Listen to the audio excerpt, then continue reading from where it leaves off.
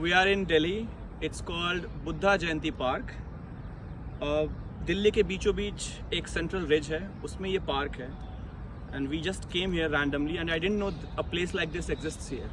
So if you see this place, it's a people tree, and if you look at the gate here, it resembles a Buddhist Toran Dwar of a stupa. So if I'm not wrong, it's a replica of Sanchi Stupa Toran Dwar, right? And if we can focus there is also the national emblem of India, which is placed on the top of it. So this place actually has a very good, interesting story related to it, which is living since 2000 years. So this story is inscribed inside in a form of inscription, which I read just now, and I would like to share it. So if we can walk around and then we can share the story. So if you can see, this place is designed as the Bodhi tree under which Buddha got enlightenment, and the place is encircled in a form of stupa, as a circumambulatory pathway of a stupa is, right? And the entry gate is called the Toran Dwar. So it's all filled with Buddhist ideas. When I went inside, I found out that this tree was planted by Mr. Lal Bahadur Shastri.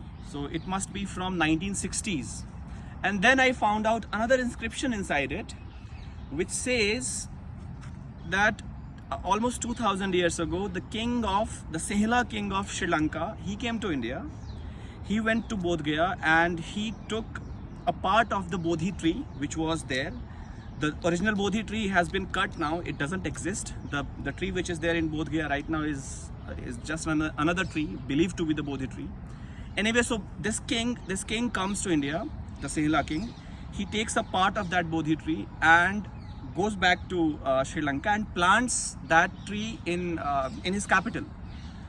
And it was believed in his dynasty, in his capital, that as long as the life of the tree continues, as long as the tree survives, their dynasty would continue to rule the place. And it also so happened, they continued to rule for hundreds of years, but slowly the dynasty comes to a decline. Naturally, yes, it would come to a decline. The city was deserted, it went into ruins, it was covered by forest, and it was never recovered all over again until 19th or 20th century, when the place called Anuradhapur was excavated by the archaeologists. We study that in the graduation syllabus of Upinder Singh's book of Early and Medieval History of India. So the place Anuradhapur, when it was excavated, it was found out magically that the tree which was planted by this king was still alive. And cut to 1960s, the president of Sri Lanka arrives India.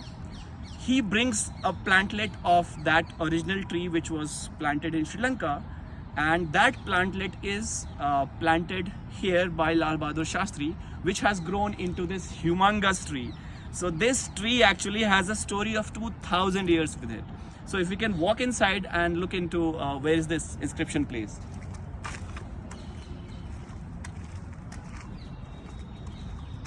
Buddham Sharanam Gacchami. So it's a replica of the people tree of Bodh Gaya. This tree, planted as a plantlet by Mr. Lal Bahadur Shastri, has a story of almost 2000 years. And there is the inscription which narrates the story which I just told you. Let's go there.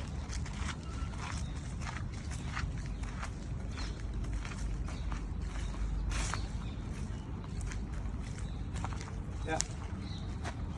If you can look at the name, Anuradhapur, in the hills of Sri Lanka.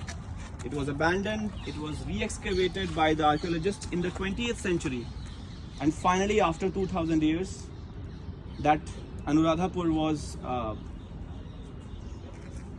let's say, refurbished.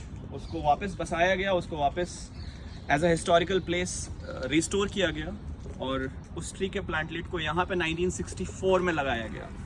It's a fascinating story. I didn't know a place like this existed in Delhi. Delhi is so undervalued, underrated. हम यहाँ सिर्फ लाल किला और जामा मस्जिद देखने आते हैं बाहर से.